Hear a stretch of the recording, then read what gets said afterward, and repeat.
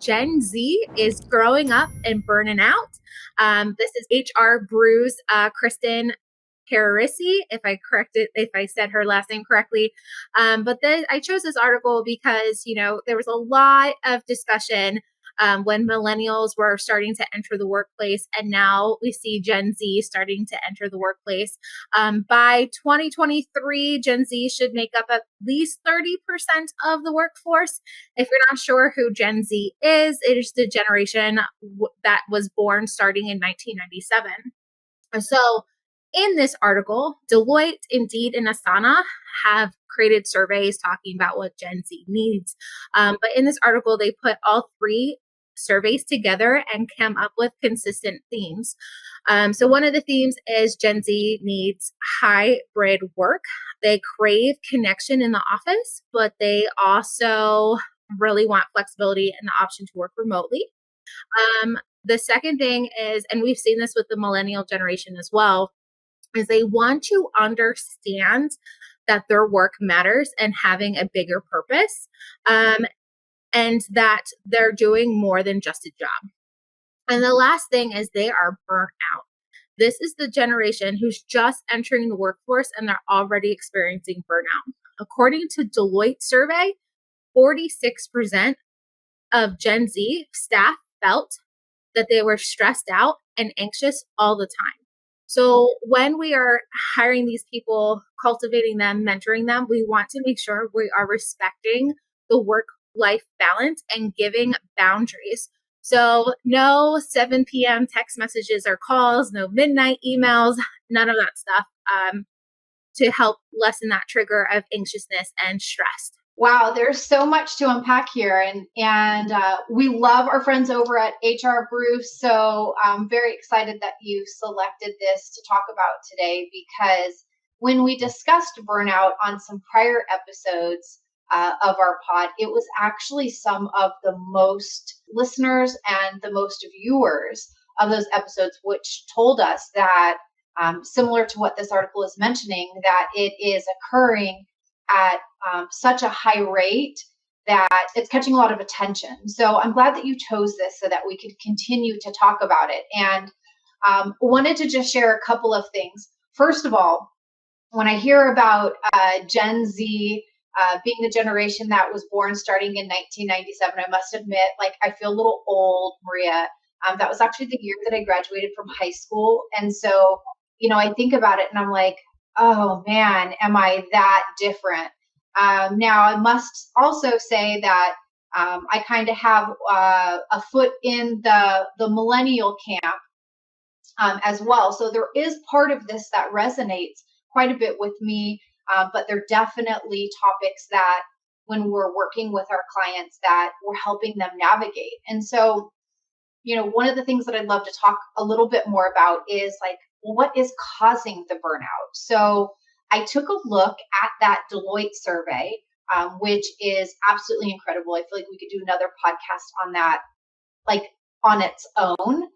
But as you mentioned, just kind of trying to summarize it, the work-life balance is causing a lot of the stress, right? And, when you think about what's prompted the shift in that work-life balance, I mean, here we have a lot of workers that are now missing out on some of the social aspects of working in the office, finding friends, potential mates. I have to kind of cringe there.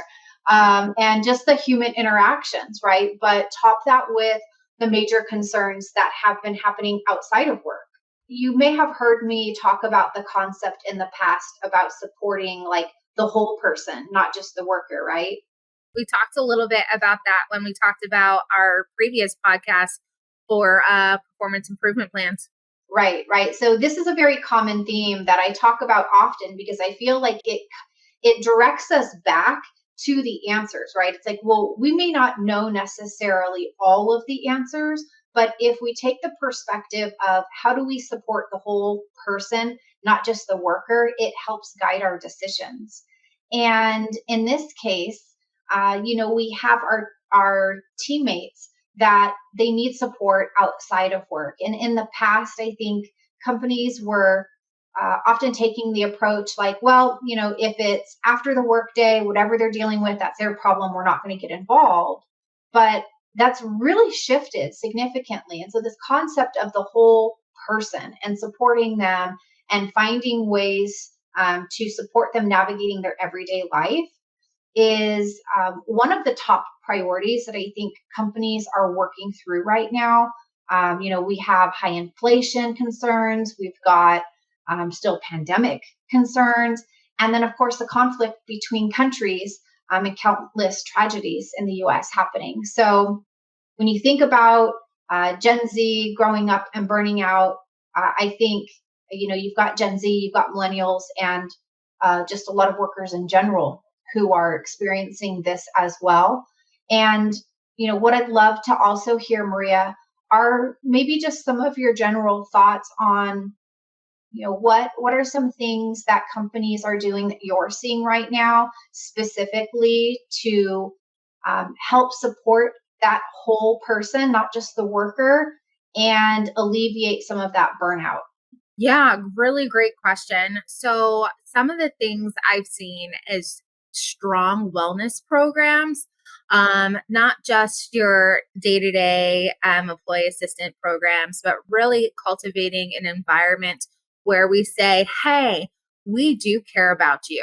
Take your time off, encouraging to take time off, encouraging to de-stress. Some of the people I work with have a rule that if you're on PTO, you're not to email that person, you're not to text that person, you are to leave them alone. So they can disconnect. I think the other part I'm seeing is also managing the workload, identifying that they do need additional staff to help alleviate some of that. Some of the burnout is because their workload's too high. So if they do take time off, it doesn't matter because they come back to a very stressful environment because their workload keeps piling up. So little simple things like that can help. In addition, so one of the things we do here at Jumpstart to kind of practice what we preach is we have a wellness channel. So every week we do a wellness challenge, whether it's find your healthiest snack or hey, take 5 minutes today to meditate, whatever is going to feed our employees' souls. So we kind of have a really good group here. So we know what our employees like, and we just kind of build off of that. And so I encourage that for the people I work with. May was National Mental Health Awareness Month, and so there was a lot of kickoff of wellness challenges there as well across all my clients. So little small things make big impact. I would agree. There's so many different things that companies can do, and that's one of the aspects that I love about the work that we have the privilege of doing every day with small businesses is helping identify what's going to make the greatest impact for them and their team members. One of the items in the article that we hadn't touched on yet, but I wanted to just briefly before we move on to our next segment is this factor specifically with Gen Z and millennials about part of their work satisfaction and helping them, helping them not burn out is helping them see how their work has purpose. And I do think that there's a lot of factors that, all feed into this. When you think about team members that may not be gathering in the office and able to really make that connection between the work that they're doing and the result, that's a huge challenge. And some of the things that I've seen companies do is a quarterly get together. So even if they have individuals in various parts of the country, they're coming together, they are creating those social opportunities for folks to engage and build their relationships.